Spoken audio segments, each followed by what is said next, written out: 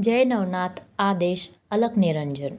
नमस्कार मित्रांनो, आपल्या चॅनलवर तुमचे मनपूर्वक स्वागत आहे. मित्रांनो, आज आपण एका अशा महान नाथयोगीची कथा ऐकणार आहोत, ज्यांच्या चरणी लाखो भक्त श्रद्धेने नतमस्तक होतात. ते म्हणजे माझे कानिफनाथ बाबा होय.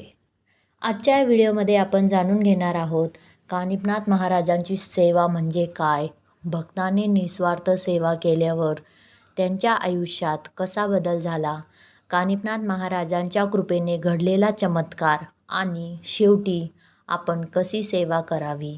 म्हणून हा व्हिडिओ शेवटपर्यंत नक्की पहा. कानिफनाथ महाराजांचे महत्त्व. नाथ संप्रदायात नवनाथांचे स्थान अत्यंत श्रेष्ठ मानले जाते. त्यापैकी कानिफनाथ महाराज हे सिद्धयोगी, महान तपस्वी आणि गुरु गोरक्षनाथांचे परमशिष्य मानले जातात. त्यांनी अनेकांना योगमार्ग, भक्ती आणि सदाचाराचा संदेश दिला.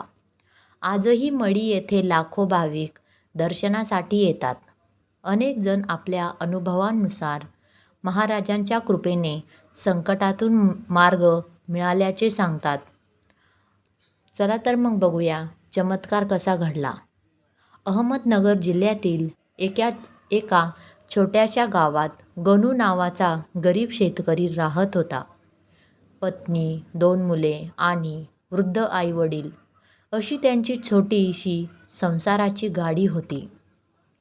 सलग 3 वर्षे दुष्काळ पडल्यामुळे त्यांची शेती पूर्णपणे उद्ध्वस्त झाली. कर्ज वाढले होते. घरात अन्नाचीही कमतरता होती. गणू रोज देवाला हाक मारायचा, देवा, आता माझा आधार कोण? एके दिवशी गावात एक नागपंथी साधू आले. गणूने त्यांना नमस्कार केला.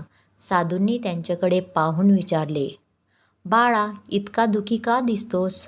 गणूने आपल्या दुःखाची संपूर्ण कहाणी सांगितली आणि साधू हसले, म्हणाले, दुःख संपवायचे असेल तर कानिफनाथ महाराजांच्या चरणी निस्वार्थ सेवा कर, फळाची अपेक्षा करू नकोस. दुसऱ्या दिवशी गणू पायी मढीकडे निघाला. रस्त्यात उन्हाचा तडाखा होता. पायाला फोड आले, पण त्याच्या ओठांवर फक्त एकच शब्द होता, आदेश. जय कानिफनाथ महाराज. 2 दिवसांनी तो मंदिरात पोहोचला. दर्शन घेताच त्याच्या डोळ्यात अश्रू आले. गणूने कोणालाही काहीच मागितले नाही. तो रोज मंदिर झाडू लागला, भक्तांना पिण्याचे पाणी देऊ लागला, प्रसाद वाटू लागला. रात्री मंदिरात दिवे लावू लागला. कोणी विचारले, तुला याचा मोबदला मिळतो का? गणू हसून म्हणाला, ही माझ्या गुरूंची सेवा आहे, मोबदला नाही, आशीर्वाद हवा. एक दिवस मंदिरात आलेल्या वृद्ध भाविकाला अचानक चक्कर आली. गणूने त्याला पाणी दिले, त्यांची सेवा केली. त्या वृद्धाने आनंदाने म्हटले, बाळा, कानिफनाथ महाराज तुझ्यावर नक्की प्रसन्न होईल. काही दिवसांनी गावातून निरोप आला. या वर्षी गणूच्या शेतात भरघोस पाऊस झाला होता. जमिनीत पेरलेले बियाणे उत्तम उगवले होते. त्याचे कर्ज हळूहळू कमी होऊ लागले. घरात सुख समाधान झाले. गणू म्हणाला, हा माझा नाही, ही माझ्या गुरूंची कृपा आहे. एका रात्री गणूला तेजस्वी प्रकाश दिसला. त्या प्रकाशातून कानिफनाथ महाराज प्रकट झाले. महाराज म्हणाले, गणू, तू धन मागितले नाहीस, तू कीर्ती मागितली नाहीस, तू फक्त माझी सेवा केलीस. जिथे निस्वार्थ सेवा असते तिथे माझी कृपा सदैव असते. हे ऐकून गणूच्या डोळ्यात आनंदाश्रू आले.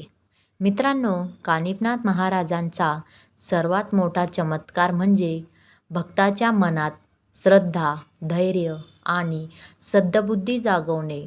सेवा म्हणजे फक्त मंदिरात दिवा लावणे नाही. सेवा म्हणजे आईवडिलांची सेवा, गुरूंचा आदर, गरिबांना मदत, सत्य बोलणे, व्यसनांपासून दूर राहणे आणि दररोज नामस्मरण करणे.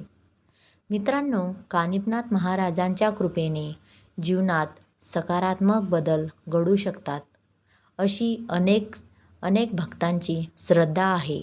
मात्र खरा संदेश हा आहे, श्रद्धा, सेवा, प्रामाणिकपणा आणि सत्कर्म यांच्यामुळे जीवन अधिक सुंदर बनते. मित्रांनो, मी पण रोज नाही, पण दर गुरुवारी इतकी सेवा करते. खूप अनुभव आलेले आहेत माझ्या जीवनातील, खूप. जर तुम्हीही कानिफनाथ महाराजांचे भक्त असाल तर कमेंटमध्ये आदेश कानिफनाथ महाराज नक्की लिहा. हा व्हिडिओ आवडला असेल तर लाईक, शेअर आणि सबस्क्राईब करायला विसरू नका. धन्यवाद. जय नवनाथ.